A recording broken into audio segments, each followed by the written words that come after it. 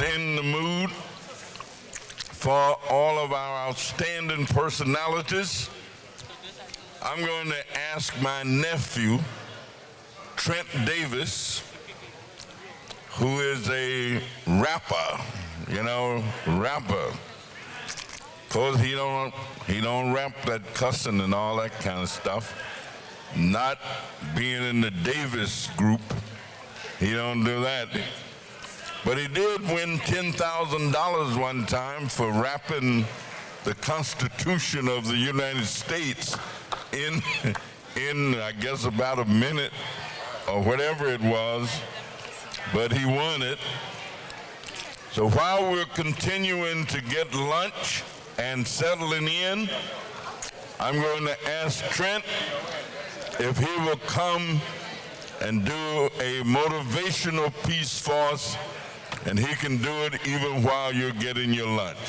Trent Davis, my nephew, come right on up. My brother Jesse's son. How y'all doing?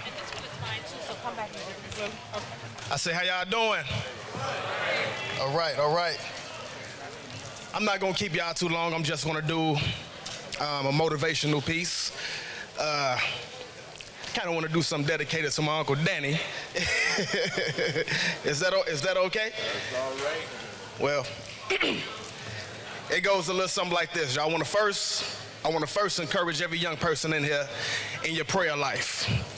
In your prayer life. Some of y'all don't believe in prayer, but I've seen the power of prayer. And I'm going to give y'all a few examples before I get into the piece. Like I said, I'm not going to keep y'all long. It was many years ago, I was hired as a security guard, all right? An armed security officer. I did not have the money to buy a gun. My father took me to Super Kmart, and we bought a pellet gun. And I prayed to God in the name of Jesus that nobody at this security company would find out that I was walking around with a fake gun, because I didn't have the money to buy a real one, So, long story short, managers were coming in, supervisors were coming in, they were checking weapons, making sure everybody's weapon was correct and right. Nobody ever came to me and checked my weapon. Not one person, not one manager ever came to me. Finally, on the day that I had enough money to buy a weapon was the day that a manager came to me and said, we need to check your gun and see if it's real. I pulled it out and bullets fall out the gun. But remember, I prayed to God that they would not check me until I was able to get a real gun. That's the power of prayer. So if you don't believe it, allow me to encourage you right there. I'm going to tell you another one, and then I'm going to get into this piece dedicated to my uncle. I'm going to tell you another one. It was many years ago. I was at a friend's house. It was New Year's Eve. And at about 11:55, Holy Ghost put it on my heart and told me to pray for my brother. Holy Ghost say, pray for your brother. I jumped up and I started to pray for my brother. This was New Year's Eve, right? The next morning, one of my friends came to the house and said, your brother shot himself last night. Remember, this was 11:55 when the Holy Ghost put it on my heart to pray for my brother. I say, what time did my brother shoot himself? They said 12 o'clock midnight. 5 minutes before that, Holy Ghost put it on my heart to pray. That's the power of prayer, y'all. That's the power of prayer. Do you believe it? So whatever you do, put action behind your prayer. Put action behind it. It's not just having faith, but it's about prayer in action. People say pray, but they don't take action. You have to move on your prayer. You can't just sit still. Waiting on the Lord don't just mean sitting still. You got to get up, you got to move around, and you got to give God something to work with. You can pray all day, but if you do not move, then ain't nothing going to happen. And I can guarantee you that. Y'all believe that? Check it out. This right here is dedicated to my uncle. It started back in Parkdale, Arkansas. Born to H.D. Davis and Mazzie Davis, Danny Davis had big dreams with the world he saw. As time proceeds, he went to the University of Arkansas, Pine Bluff, and received degrees. Chicago State in 1968, PhD from the University of Cincinnati. His name, Danny. His name, Danny K. Davis. He ain't nothing to play with. In politics, he like the Matrix and rep for the Democratic Party. As a matter of fact, I think he's one of their favorites. Well, let's get back to the call at hand. School teacher, older man, and when he was on the phone, he called WVON, and some of the listeners say he sound like James Earl Jones, and your boy Cliff Kelly can't wait for you to call again. Where you at, Cliff? It's all good. He's an educated black man, but all hood keeps his ears to the street like clockwork. That's why he sponsored a bill to help convicted felons find work. Second chance act, what they call it. We need all the second chances that we can get because so many of our kids are falling. See, but the congressman steps in to win. Fight the good fight to combat sin. When you come back in, you rest well. Because tomorrow the fight continues. And the devil know when you put your feet to the floor, you shake hell. Look. Your enemy tried to unseat you out of your congressional seat too. It didn't go well. They failed. 50 million folk that tried to beat you, but when God said you ain't going nowhere, you ain't going nowhere. Favor is fair. Look, the Commissioner Richard Boykin speaks highly of you. He says you're rare. Dr. Willie Wilson said, for the people you care. And the Reverend Jesse Jackson thinks you are identical to a glare. And the governor, I said the governor, not Bruce Rauner, but Cliff Kelly says you are the mayor. Now, that's all right. For a long time, you'd have been in all fights. You win some, you lose some. And even when you feel bummed out, the fire inside you always reignites. But of course, that's not all you. That's from the help of your beautiful wife, Aunt Vera. Look, check it out, y'all. I got the Lord on my side. Therefore, I look Lucifer in the face and I say, flee. Because according to the artillery that was given to me by the Father, it's open season on sucker demons. And I mean it. I'm going into the enemy region, according to the book of Ephesians, and I'm seizing all assets that belong to me. Somebody better go Mattel Bell. I'm entering into hell with stronger heat. The gates of hell shall not prevail against me, because God had anointed my feet. The weapons of my warfare are not flesh, but spiritual texts that rip through me. God got me geek to win. I was motivated by Cindy Trim and a little bit of the man CD. Well, look, blessed are those who walk not up in the counsel of the ungodly, but they follow with after the righteous. As I recite this lyrical miracle for Yahweh, Yahshua is our way. In Christ we come stronger. Greater is he that is in me than him that gang bang on the corner. But look it, nothing is impossible but God. I can be up against all lies and come with the word of God to rip Satan apart, sticking it to his heart. Let's get it. Thank you, Uncle Danny, for this having me today. I definitely appreciate you, sir. Thank you. Thank you. Thank you. Let me tell you, thank you so very much. You know, I really didn't know that Trent knew all of that about me. I really didn't. Second Chance Act, a signature piece of legislation that provides money and has provided it now for 8-9 years consistently to fund 708 different institutions with money to assist ex-offenders with returning to normal life, or as normal as it can be. We are indeed proud of that. And Trent has a son, we call him Lil Trent. Lil Trent is what, 8 years old? He's 11 years old, and he is an actor and has appeared with Spike Lee and others and been to Disney. And so let me tell you, my family, hey, they ain't no lightweights.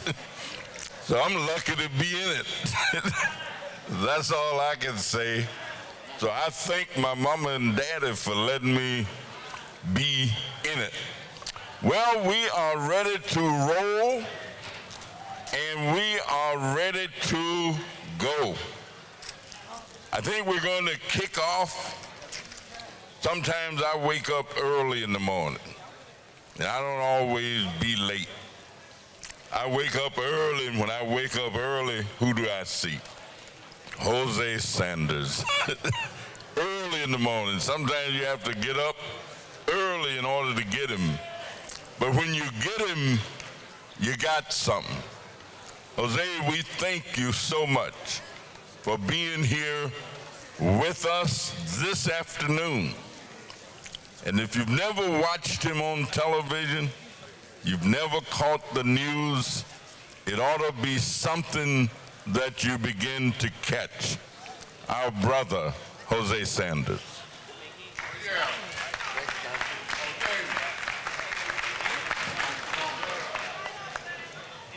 Thank you, Congressman. Appreciate it. I'm going to do it. Thank you, Congressman. Appreciate it. I love that voice. That is my man. From Arkansas. I'm from Arkansas as well. Good afternoon, everybody. How y'all doing? Very, very good. I just have one message to bring to you today. And my message is don't let anybody else tell your story. Don't let anybody else write your narrative. Right now, I'm at ABC 7 and WCIU. Congressman, I got off that morning thing after 21 years. Now I can sleep past 2:30 in the morning. I do a 7 o'clock p.m. show on WCIU with Cheryl Burton. We are the only black anchor team in the city of Chicago, one of the few in this country, and we're really proud of that, along with Sim Rose, JR. But been here now for 23 years here in the city of Chicago. And somebody told me I will never ever be an anchorman, but yet I'm here. I have now won, let's see how many at last count, 13 Emmy Awards. That's the best we can do in our industry. And I've been blessed. Right now, I'm fighting a battle. I've been off for the past 4 months. I was battling prostate cancer, still am. My father passed away from prostate cancer about 15 years ago. And so I got tested, because there are no signs, brothers. We are the #1 group. 1 in every 5 black men will develop prostate cancer, and we don't go to the hospital. We don't go to the doctor. We don't get checked. It's not that colonoscopy you think about, you think you got checked every when you're 50, you check. No, you will not know until you have the blood test. And the blood test will give you indicators, the PSA levels, that you have the propensity for this disease. Okay, so I knew. I took the test. My levels were high. I knew my daddy had it, so I said, well, I probably got something. I probably got it. But I ain't got time for no cancer. I got stuff to do. So I was taking care of my mom, worrying about the gigs, skiing I was talking about. I had things to do. I don't have time to be sick. So I kept moving, kept rolling, kept doing it, kept doing what I'm supposed to do. Because what? That's what we do in Arkansas. If you can walk, you can work.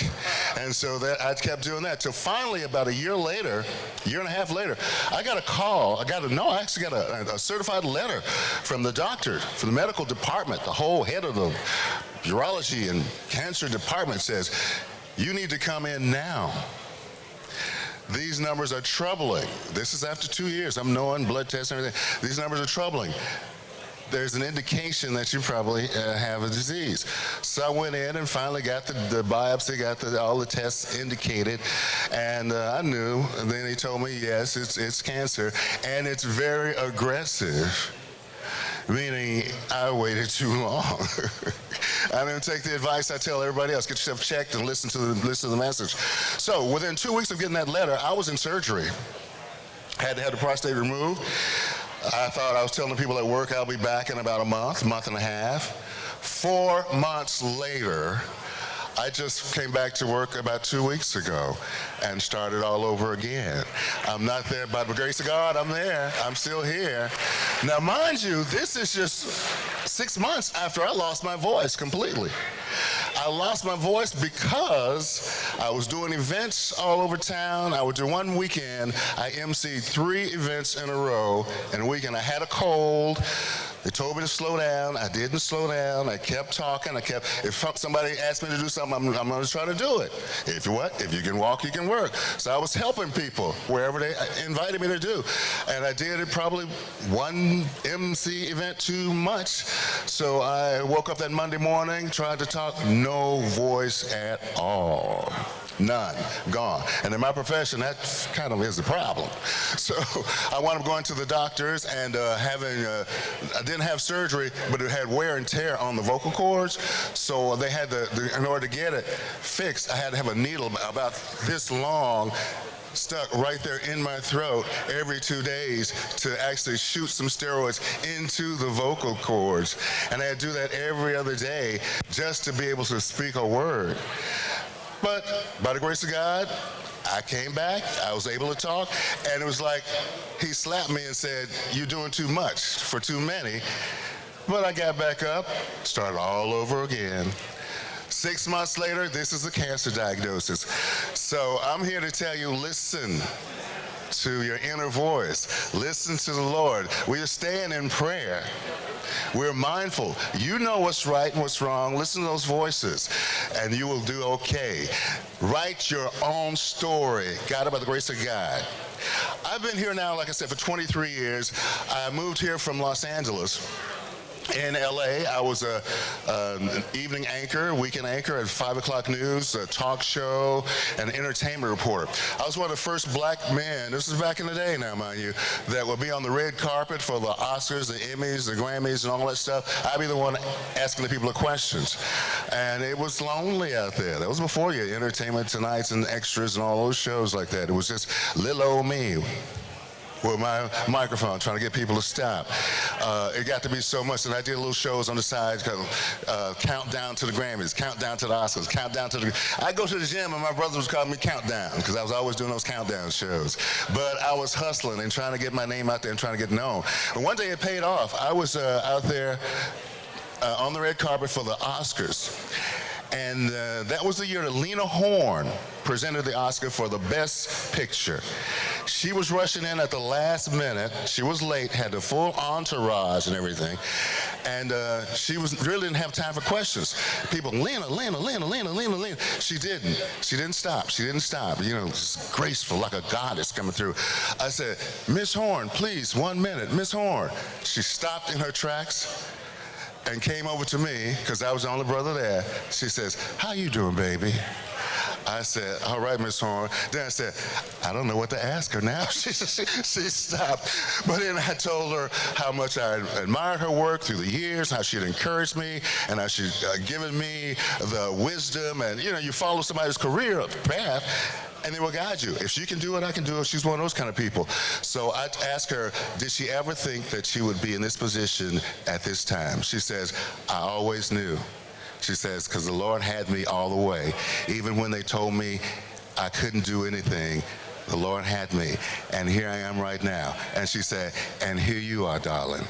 Just like that, and kissed me on the cheek. That was over then. I could have quit. Walked on out of there. But I say that to say, you never know from whence your blessings flow, and you never know who's going to give you that encouraging word.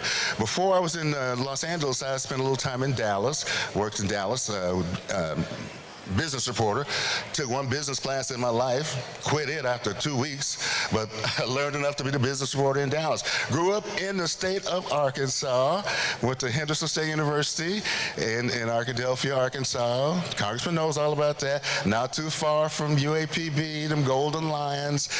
We didn't have a television department, a broadcasting department in my school, but I wanted to learn broadcasting. I decided I wanted to be a broadcaster. So I put together some teachers' lounge. The practice teachers had cameras, look closer at cameras. So I rolled some cameras up there, I was writing a newspaper, wrote out some copy, put a black curtain behind it, sat down there and made up some news, and that was my audition tape. That was the news. So I wound up with that little tape getting a job in Little Rock on TV. Without any experience, and I worked hard. 6 months after that, I was in Dallas. At one point, someone told me, and it gets back to the original point, that you could be in TV if you work hard, but you're a little too dark to go far. You're a dark-skinned brother. You're not going to do anything too much on camera. And then if you do, it's going to be, you want to do sports? You can do sports? I said, no. I turned down my athletic scholarship because I wanted to concentrate on academics. You're not going to stereotype me, pigeonhole me. Just because I'm black and I'm an athlete, I'm going to do the sports? Oh, no. So I studied hard, I worked hard, I got all the background. Eventually, I became an anchorman, and that's how I got to LA, to Chicago, and that's how I got those 13 Emmys. So what I'm here to say, I grew up in the projects. I know anybody here, before there was Wix cards, before there was food stamps, we had government food commodities. We used to go every Thursday to the county building and get that government food, government cheese, government meat, everything like that. And it was embarrassing at some point, but that's what we had to do to survive. My parents worked 3 jobs apiece, just trying to make it work and trying to make a life for those 5 kids. No such thing as a summer off. We worked 4 or 5 jobs every summer just to try to hustle and just to try to make it and graduate. But I graduated with honors, the top of my class, and it was just because the people told me I couldn't do it. You don't tell me I can't do something, that's when I'm going to do it. You find people who believe in you or believe in your dream, or not even that, people who will not get in the way of your dreams. Listen to them, seek their advice, seek their counsel, and pay attention. Nobody can do it for you but you, and nobody will do it for you but the Lord. So having said all that, I didn't mean to go all into that. I just want to say hello. And I'm glad to be here. I'm glad to be anywhere. This is actually my first time getting up to speak to anybody since I came back from my cancer therapy. And I'm so happy to be here. Maybe that's why it's all coming out. I'm not done with it yet. I'm still on hormone therapy, but I figured I can heal at work and heal in the community just as well as I can heal at home, probably even more so. Right now, I'm doing hormones and physical therapy and dealing with all kinds of doctors and so forth, and having shots, blood tests every week. And I will actually start radiation treatment probably at the end of this month, which will be the second stage of this treatment. And that will be every day going to the hospital for radiation treatment. So, thank you for listening to me. I didn't mean to ramble on and on. I know that the hour's getting late, but I wanted to say thank you. Thank you for your prayers, and to the young people out here, don't let anyone define you. Don't let anyone tell your story but you, and don't listen to the people who say you can't do what you want to do, because you can do anything through the people who will help you, people who will guide you, the people who've come before you, who reach out and help you, and also through the help of the Lord. You can do anything. Don't let them tell you otherwise. All right? Enjoy yourselves. We'll be here to answer some questions after we talk a little bit later. Thank you. All right. Thank you, Jose. I see that we've just been joined by my colleague, a senior member of the Energy and Commerce Committee in the United States House of Representatives, former Black Panther, Bobby Rush. Congressman Bobby Rush. Bobby was so delighted. We are delighted. Now we've been great all morning, so let's now settle down a little bit. While we were eating, we were kind of talking and eating at the same time. But now that the eating is over, I think the talking can also die down a little bit.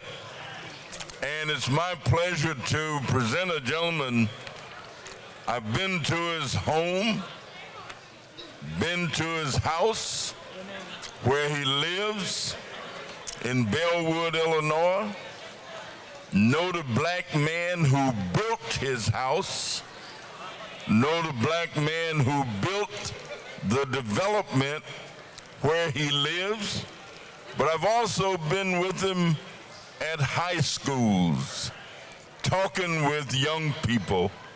And I don't know anybody who does it better than Romansky Love. Amen. Romansky Love, thank you, sir, for being here with us. And here he is, in person, Ramonski the love. I love you, Congressman. I love you. Look at your neighbor and say, neighbor. I say, look at your neighbor. Don't look at me. I say, look at your neighbor. Neighbor, I love you. Ain't nothing you can do about it. We got to start loving each other just a little bit better. Just a little bit better. I know you mean well, but he says, love each other like he loves you. I'm talking about the creator of the universe. My name is Ramonski Love from V103, the Al Capone of the microphone. All right. That's clapping time right there. You can clap on that one right there. 37 years, I think I spoke to some of you guys earlier, 37 years in Chicago radio, which is a blessing. Normally, out of college or out of any type of schooling, you have to start in a smaller market. I had the distinguished pleasure and the honor of moving right into the big leagues. I started with a young man by the name of Doug Banks. All my old school people, they know who I'm talking about. Rest in peace, Doug. I love you and I miss you. Doug Banks was responsible for starting my career. God already ordained me in my mother's womb what I was going to do in my lifetime. But I was a product of a single mom. It was 8 children. I traveled from 79th and Blackstone all the way to 408 South Oak Park Avenue each and every morning, no car, on the train. It's the A train and the B train back in the day. I took it all the way to the end of the line, and I was there every morning at 4:30 because I love radio so much. So Doug Banks introduced me to radio back in the day, 37 years ago. I was his intern, and all I was doing, answering his phones. But I knew what I wanted to do at the age of 9. At the age of 9. If I ask any young person right now, what would you like to do in your life for the rest of your life, do you know? If you don't know, that's fine, because now I just planted a seed letting you know to start getting ready. Because like I said earlier, time is not waiting on you. So I started 37 years ago as an intern with Doug Banks, started at GCI, BMX, now I'm at V103. I've been fired, I've been hired, it's been ups, it's been down, it's been good, it's been bad, but that's life. That's life. Ain't nobody had no sympathy for me. Ain't nobody had no sympathy. Matter of fact, they was waiting for me to fail. I'm talking about my own family. But that's life. It's what you do to come out of that situation. Jose and I have similar situations. 2 years ago, I was off radio. I was fired again. You know why? Because you get in the way of yourself. They didn't fire me. I fired myself. I fired myself. Once again, that's life. But in those 2 years, I got a chance to talk to the Creator, me and him, one-on-one. Because he said he couldn't get my attention. I had too many distractions, too many appearances. I was making too much money. I was here, I was there. He said, I need to talk to you one-on-one. So he started pulling stuff away from me. Started pulling appearances from me. Started falling out with the management at the station. So I had to talk to him one-on-one. Then I got upset at the people who I thought were on my side, were gonna bail me out of this situation. Man, you can help me, man. You can help me pay this bill. God tapped me on my shoulder. He said, son, have you considered me? I made them. Have you considered me? Talk to me. Ask me what you need. That's why I said earlier, you got to find out and get to know a greater power greater than yourself. Ain't nobody saying nothing. So that means everybody else, all y'all got it together out there. Everybody got it together. I'm the only one who's messed up. I'm still on the potter's wheel. He's still fixing me. But we came here today to tell somebody, like I said earlier, that they can make it in spite of what they're going through at home, in their neighborhoods, at school. I'm talking to some adults, because some of y'all going through some stuff right now. I can feel it. But guess what? On the other side of that trial, on the other side of that health situation, is victory. I had a teacher, King Prophet Joseph. He told me to just hold on and hold out. That's what I'm going to tell you guys today. Hold on and hold out. Go, you know, you were right there when the king said it. Hold on and hold out. Somebody say, hold on, and hold out. Your victory is here. So young people, and some adults, stop trying to control every aspect of your life. That's his job. It might not be going great for you right now, but tomorrow, it's another day. Somebody say the future. You guys are the future. No, I'm saying that some people say that. Some people say that. They say the young folk are the future. I disagree with that statement. Young folk, the time is now. The time is now. The future is now. The future is now. You can see by the weather what's going on in the White House. You can see all these things that are happening, and they're happening for a reason. This is a spiritual war. It's a spiritual war. It's a spiritual war. Say, this is a spiritual war, Ski. Playtime is over with, ladies and gentlemen, young men and young ladies. It's time to get it together. We can't keep sugarcoating you and patting you on the back saying, oh, baby, it's going to be all right. No. You got to find out what you want to do for the rest of your life. Once you find out, because if you find out what your passion is, you'll never have to work another day in your life. I've been having fun for 37 years. Has it been easy? Of course not. Life is not easy, but choices are. It's either good or bad. It's either right or wrong. It's up to you. My name is Ramonski Love. Continue to push, y'all. Pray until something happens. 37 years. Let me tell you, I never would have thought Ramonski had been doing radio for 37 years. I thought he was only about 37, period. He got that young look, that youthful exuberance, and we're delighted that he is a part of our lives and part of our community. My colleague came in, let me tell you, a congressional district has 700,000 people in it. And most of us try to stay in our own districts as much as we can. We've got to try and influence 700,000 people. And here Bobby Rush is over in my district.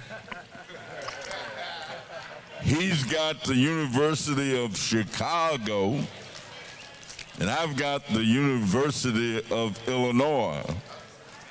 And I can tell you, I appreciate the fact that he would leave his district to come over to my district to say hello and help inspire all of these young people who are here.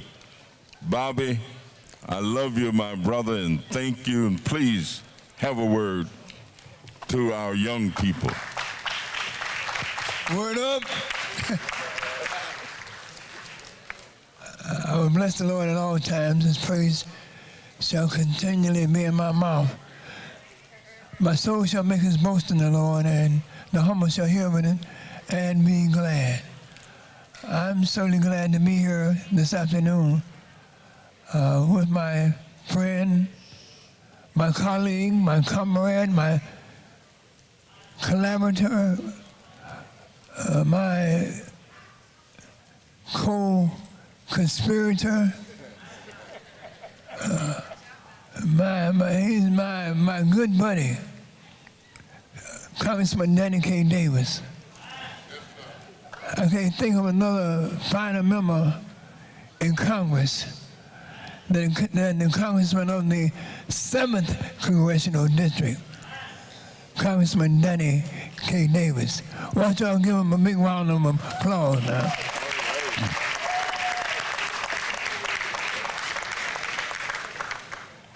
I got permission to come into the 7th. I got a visa, a 2-hour visa to come over and visit the 7th Congressional District. And I just want to come and bring you greetings from the citizens of the 1st Congressional District. We're on the south side of the same boat that you're on. So we bring up the south end of that same boat, and you bring up the west end.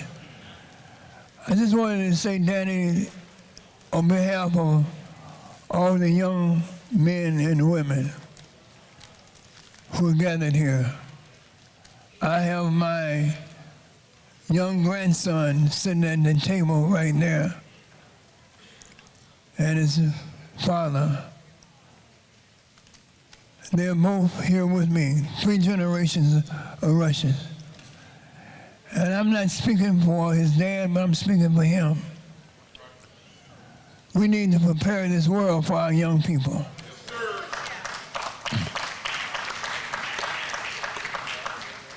And we need to represent, each one of us, what we want the world to be.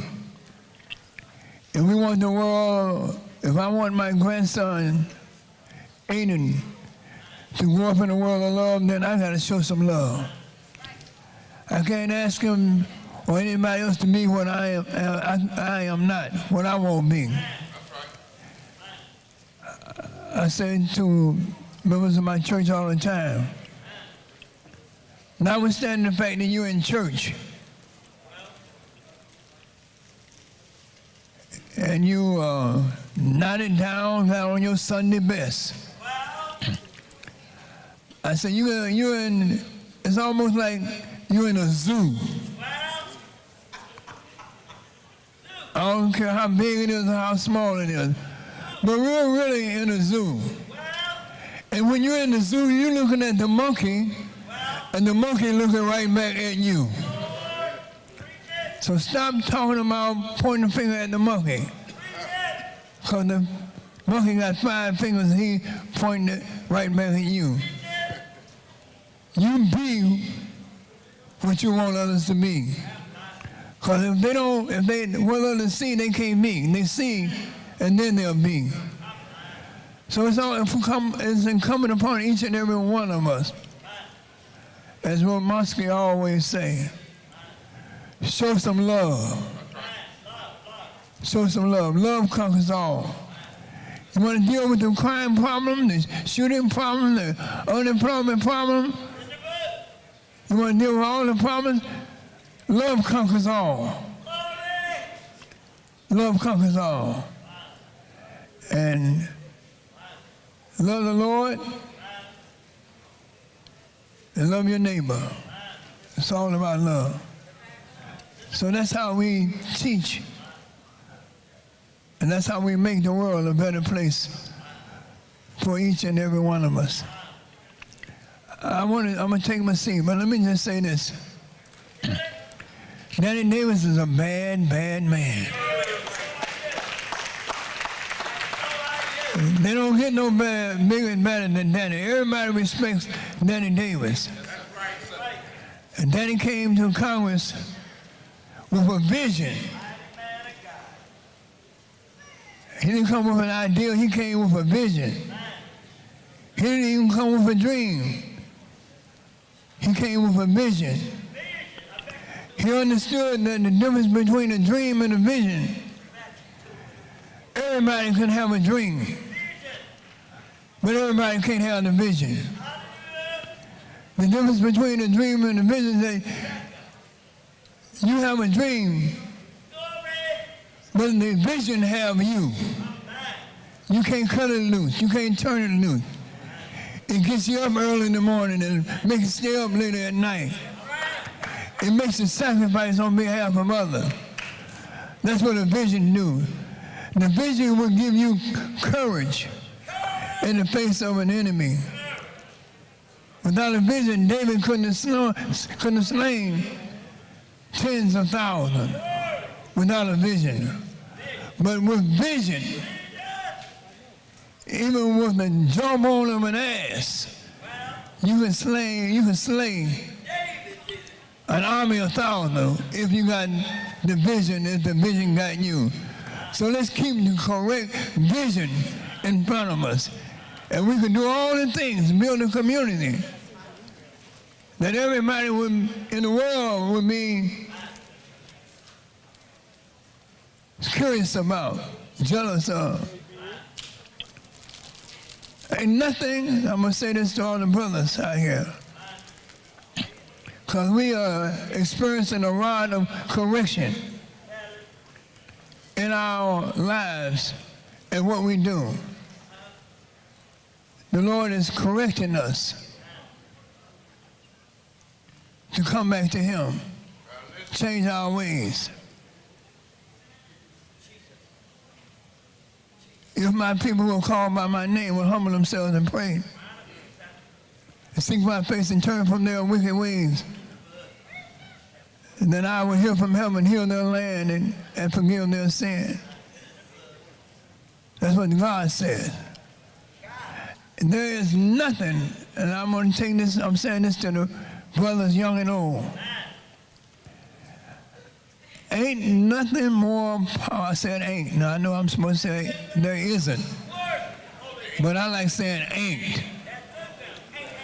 There ain't nothing more powerful in this universe than the power of a black man who knows his God. A black man who will humble himself before his God. That's the most powerful force in the world. And that's really what the world is waiting for. And I'm not talking against anybody. I'm just saying that the world is waiting for the black man in America to know who he is, know who his God is, and take the authority for his life and the life of his family, the life of his community, the life of his city.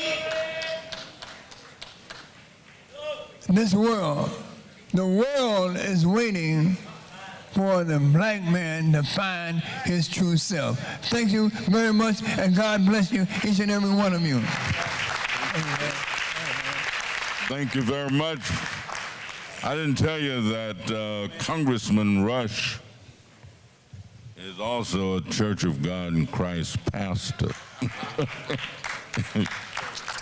So he does a number of things. You know, this morning when I heard one of the young students from the Oak Park River Forest High School indicate that he had scored a 36 on the ACT and that he was in honors classes and all, and that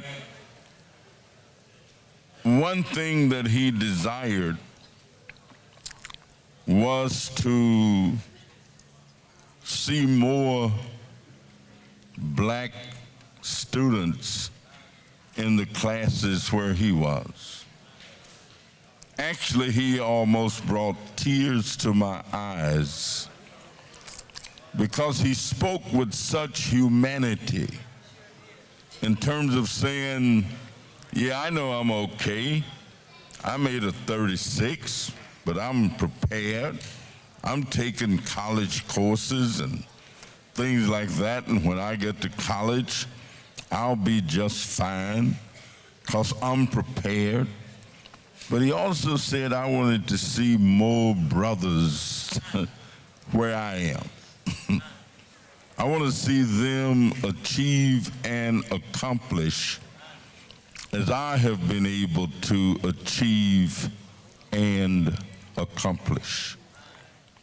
And the young man that I am going to present at this moment, I want all of us to pay very close attention to him because he is what people call a child prodigy. Yes, sir. He is a young man who's written 2 books.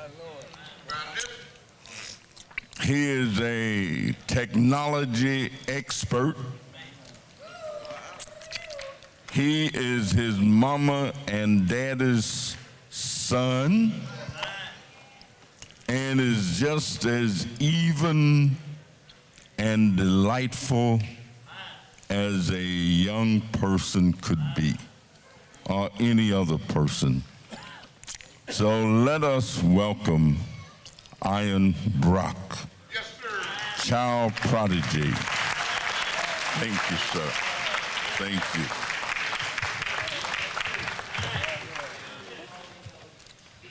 Whew, kind of nervous up here. All right.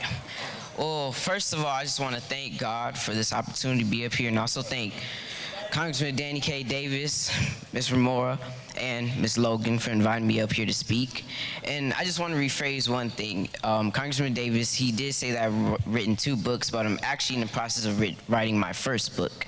So I just wanted to get that clear, okay? But thank you anyway, Congressman. All right, so first of all, I just want to, again, thank God so much for the opportunity to be up here. And this has been an awesome, mind-blowing year for me and the mission I'm working on. And I know it's only the hand of God, and that's the reason why I'm here today. Now, I didn't come here today to mesmerize about all my vast wealth of knowledge and other things, because let's face it, I just turned 13. But what I will do is share my mission with all of you. And hopefully it will inspire you, so much so that you leave this place prepared to do something and find out the answer to the burning question, what will I create with the power inside of me? My power to create. Good evening, everyone. My name is Ian Brock. I'm a 13-year-old entrepreneur, speaker, and soon-to-be author. Now, thank you. Now, the soon-to-be author part comes about the book that I'm writing about success for kids, which is based part of Mr. Napoleon Hill's and Dr. Dennis Kimbro's Think and Grow Rich book models.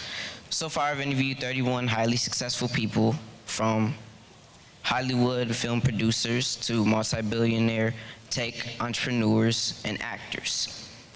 Some of them include Mr. Les Brown, Ms. Lisa Nichols, Mr. Will Packer, Ms. Linda Johnson Rice, and Mr. Ben Horowitz. And I'm also currently working on making interviews with Nick Cannon, P. Diddy, and President Barack Obama. Now, I'm facing the biggest and potentially the most rewarding challenge of my life. I'm working on an epic campaign to raise money to take 100 kids from some of Chicago's underrepresented and economically challenged communities on a once-in-a-lifetime trip to Silicon Valley to find peak what's possible for them in technology.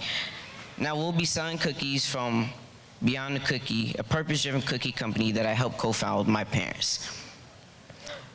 Now, this isn't something that I just woke up and decided to do something about it. For the past 4 years, I've been working with my parents and other members of our team to bring computer science education to kids who are underrepresented in tech. Our reason for getting involved is that America is dragging its feet to ensure that all kids in the United States are learning computer science, and in order to keep up with the rapidly changing global technology landscape. Recently, at a teen idea pitch competition sponsored by Nick Cannon, my parents and I had the pleasure of meeting a serial entrepreneur from India, who during our conversation hit us with a startling revelation. He said that he felt sorry for us kids in America. Now, after he said that, my dad asked why. Well, he went on to say that kids in India are required to study computer science from 4th grade until 12th grade. He said that kids in America simply cannot compete with the kids who are coming out of India. And the question was not about talent.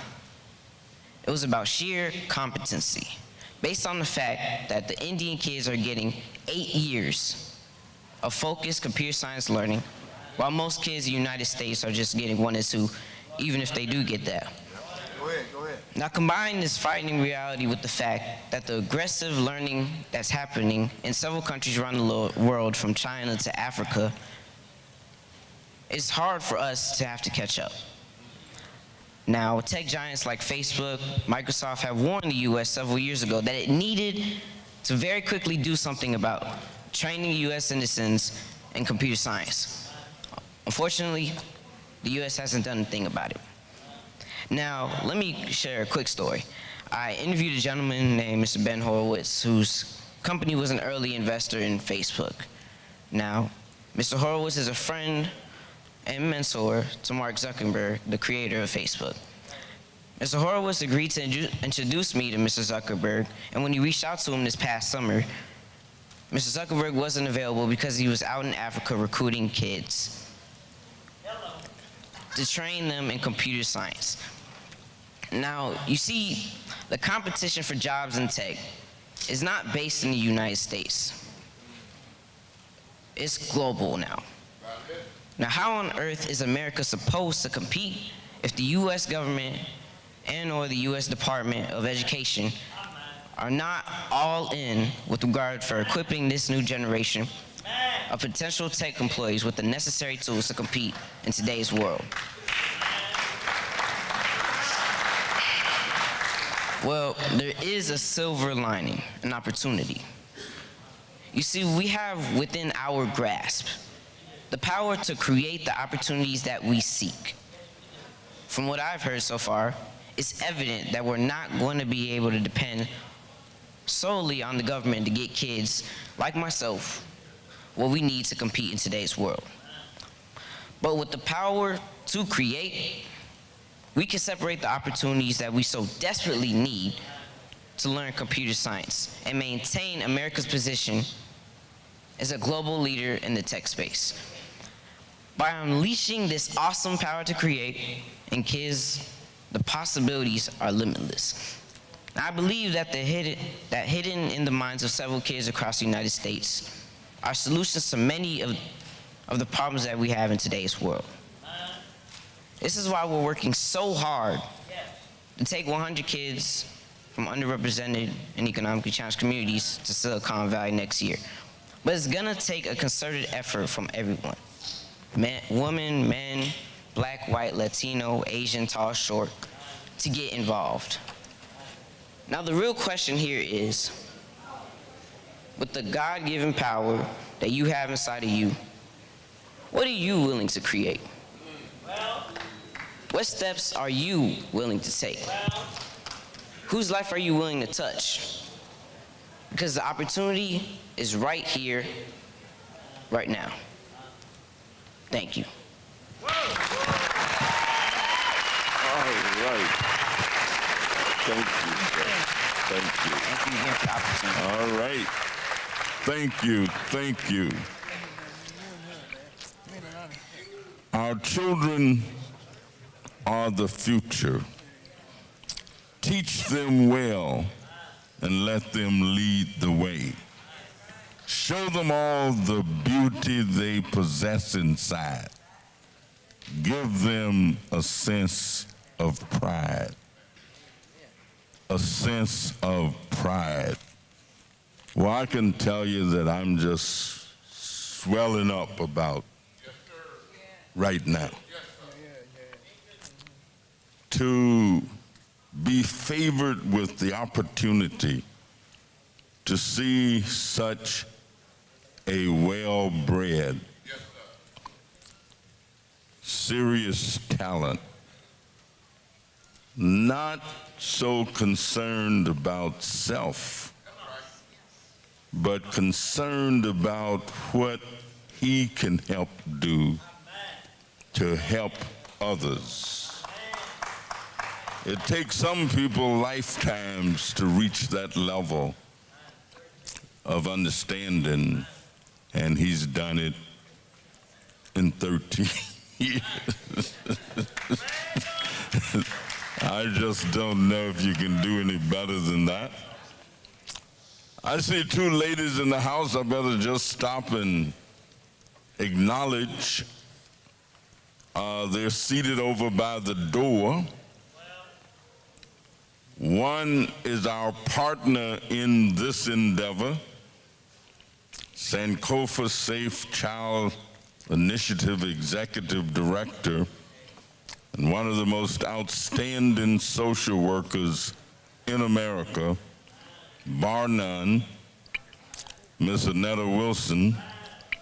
Annetta, if you could raise your hand or stand up or anything that you might want to do.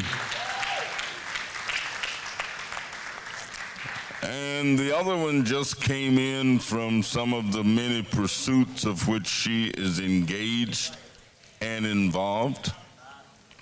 And she has been partnering with me for 48 years.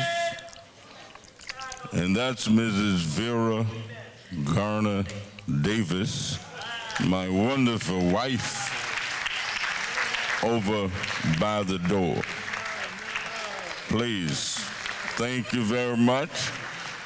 She's involved in everything under the sun, from sorority, leader of her church. She's the, I think they call it the steward pro tem, the chairman of the steward board at her church. And they so engaged, I thought, I don't know if I'd ever be the pastor of that church.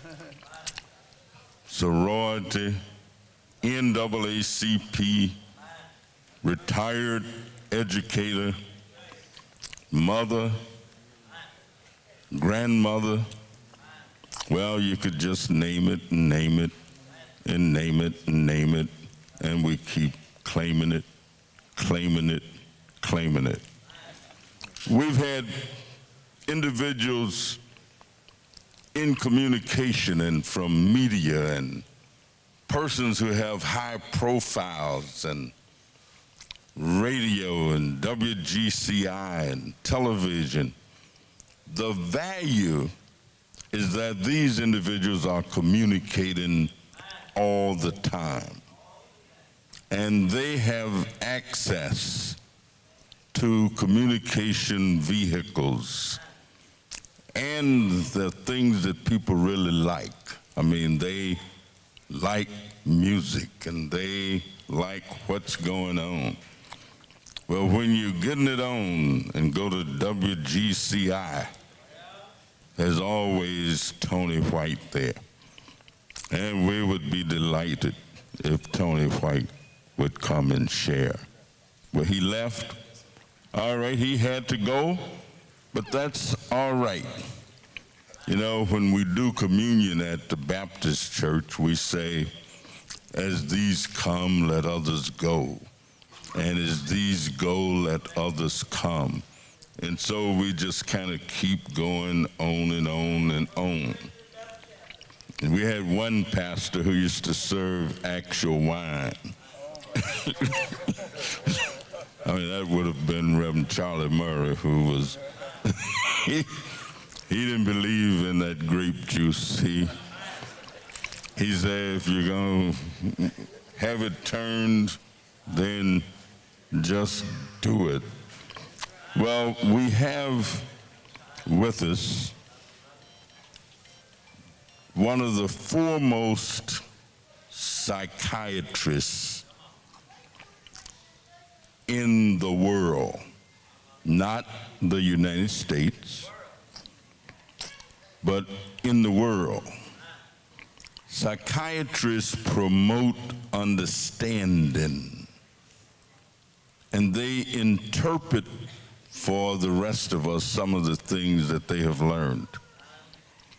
I must confess that I've been around many physicians during my lifetime.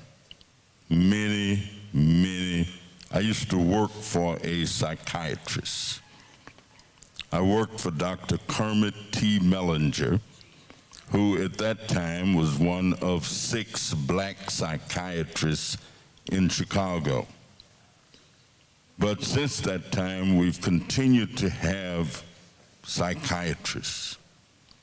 And I have been pleased to observe, to know, and hear from, read, and hear about Dr. Carl Bell.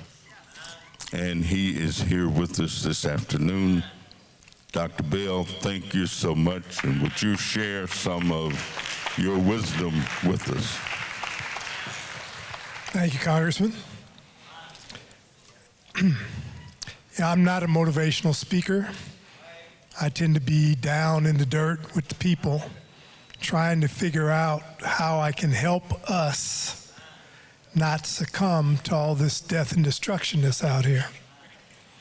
And over the last 50 years of my career, I've learned a couple of things, and I guess I'll share one of them with you for the old people and the young people.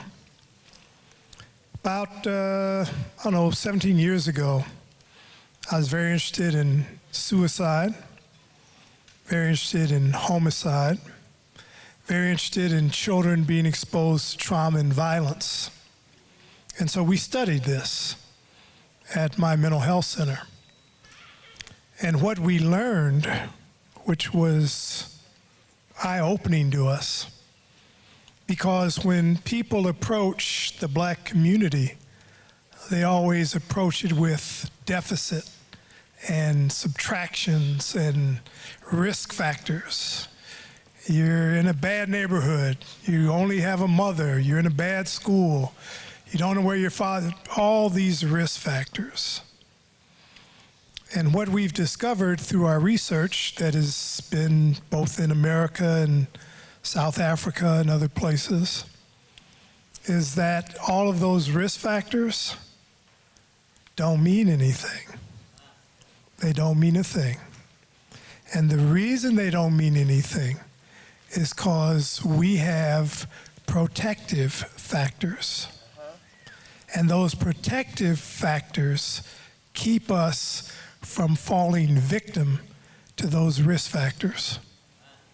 So if you are in a community where everybody in that community is raising and helping raise your children are a lot safer than nobody not knowing who they are, because they're going to check that child. I wrote something for the Journal of the American Medical Association where I noted that children, because they're young, are all gasoline, no brakes, and no steering wheel.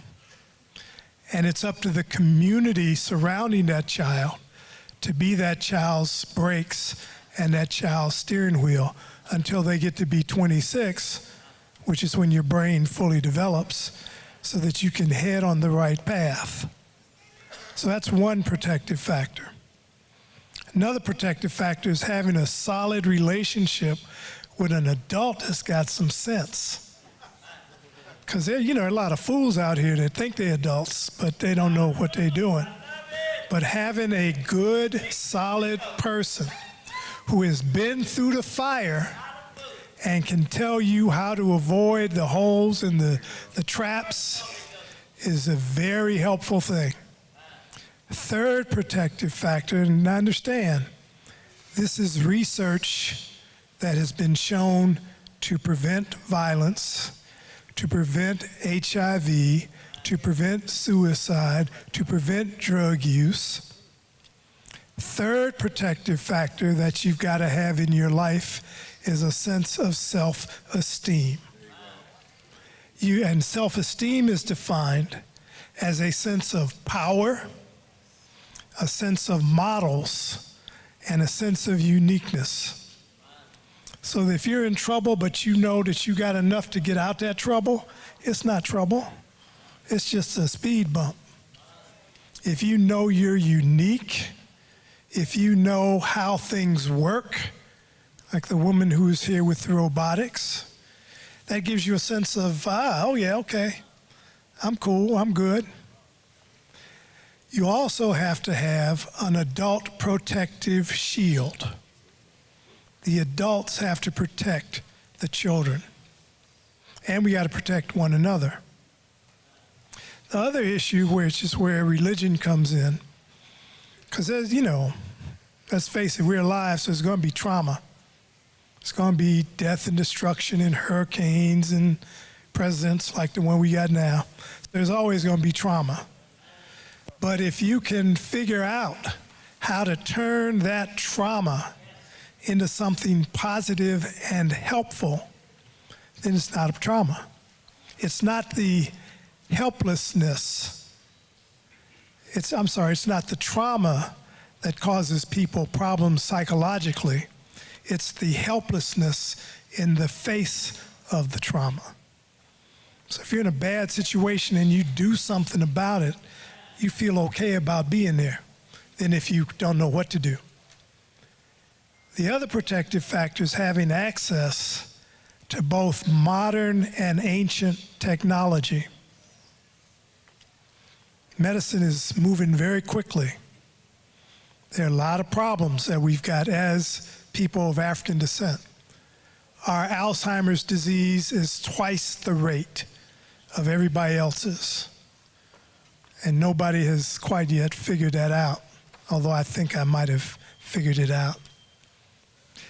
Prematurity rates are sky high in African American communities. The mild rates of intellectual disability are twice that of other communities. I've been seeing this problem since 1967 when I was first in medical school, trying to figure it out. Went to an all-black medical school, Meharry Medical College. And finally, I have figured it out. And I think it's a problem that's responsible for 75% of the children in juvenile detention, 75% of the children in special education. It's mistaken to be ADHD, and it's not. It's probably responsible for 50% of the children in foster care. Did a lot of work on homicide prevention, a lot of work on victimization. This problem is at the core root of those things. And unfortunately, it's going to take 20 years before my discoveries fully reach the light of day. The problem is, and please hear me, the problem is that women don't know they're pregnant for 4 to 6 weeks. They drink socially, and they damage their fetus's brain. That's the problem. It's called fetal alcohol exposure. Talked to thousands of women now who've got children that range from the age of 6 to 50, and they still have to take care of those children. And those were the children in detention, foster care, special education. Those were the children who were victimized. Those were the children who've been locked up because they don't have, someone mentioned earlier, anger management. skills. And the reason they don't have anger management skills is because their brain is damaged and they have something called affect dysregulation, which usually gets misdiagnosed as bipolar, and it's not. It's a problem that we have got to face. I've worked with Dr. Satcher, 16th Surgeon General, and he pointed out to me that there were two types of prevention. There was psychosocial, where you taught somebody how to act, not drive fast, drive safely.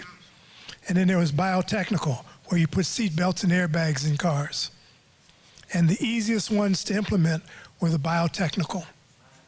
When we were doing HIV prevention research in Robert Taylor and in Durban, South Africa, we were trying to teach young people how not to get HIV, because the problem in Durban was that 4 out of 10 people in Durban, South Africa were HIV positive. Big problem. I realized after spending 5 years the problem. When the white people took over Durban, South Africa, and conquered the Zulu people, they destroyed their culture.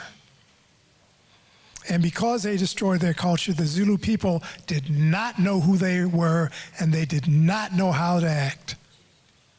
In that same city, there were East Indian people, and East Indian culture is cohesive. You eat East Indian food in Barcelona, South Africa, Vienna, anywhere, and it tastes the same. The same cannot be true about McDonald's hamburgers. East Indian culture is coherent. The East Indian rates of HIV was 1%, because they knew who they were, and they know who they are. This problem of fetal alcohol is in the Native American community. That's what people usually think when they hear about fetal alcohol and they hear about suicide, homicide, auto accidents. Native American. It's been in the black community since I've been in the black community. And if you drive anywhere in the city of Chicago, every half mile, there's 2 and 3 and 4 liquor stores on the corner. And what's happening is black women don't know they're pregnant, they drink, and they damage their baby's brain.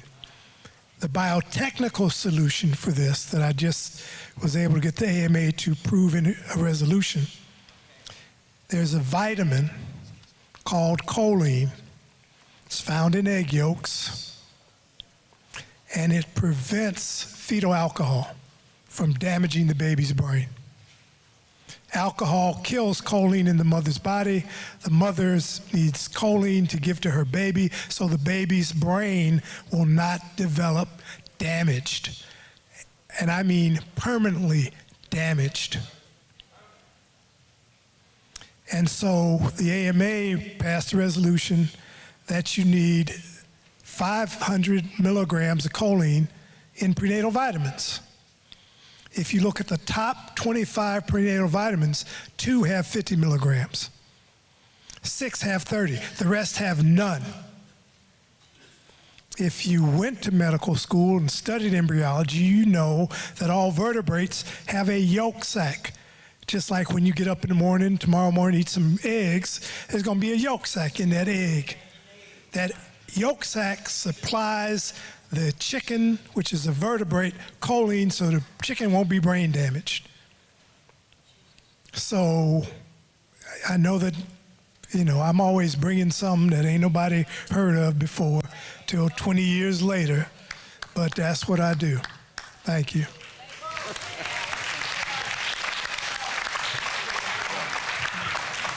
Oh, yeah, without a doubt. Would one of my helpers bring the Honorable Tim Black up to the podium? I want to do something.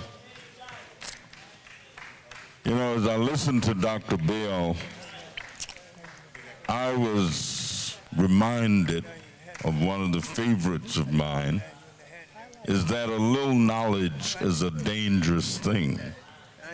That you have to drink deep, cause shallow drinking intoxicates the brain. And so there are some times when we get a little bit of knowledge. Could you also ask someone to give me that box over there on the table? Yeah,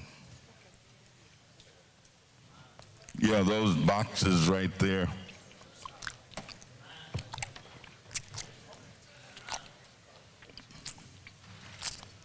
Before we return to finish up our workshops,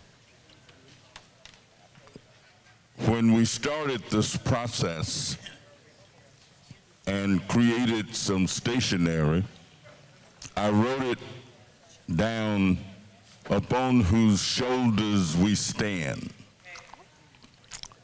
And I decided that I wanted to make a presentation to 3 people. One who was here last night, but the information wasn't here, Howard Medley, who has contributed money ever since I have been involved in social causes in Chicago, to everything that I've ever asked him for money for. And so Commissioner Howard Medley was here yesterday, and I wanted to make a presentation of thank you to him. He is well beyond 80 years old, runs his business still, and still contributes to everything I've ever asked him to contribute to. I also wanted to make a presentation to the 100 black men of Chicago, if anyone is still here from the 100 black men.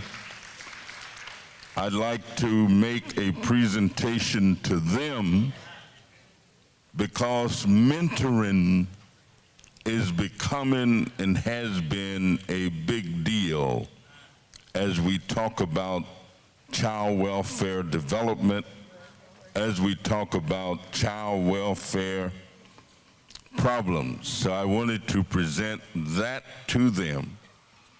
Then there is a man that I unabashedly describe as my absolute hero when it comes to activism. There are groups of people in America known as activists. And those are people who use themselves in creative ways to make things happen and bring about change. The first person that I knew and watched going to meetings, even before I started, and didn't know the value of doing it, was a teacher at the time, Professor Tim Black, who was teaching at Farragut High School.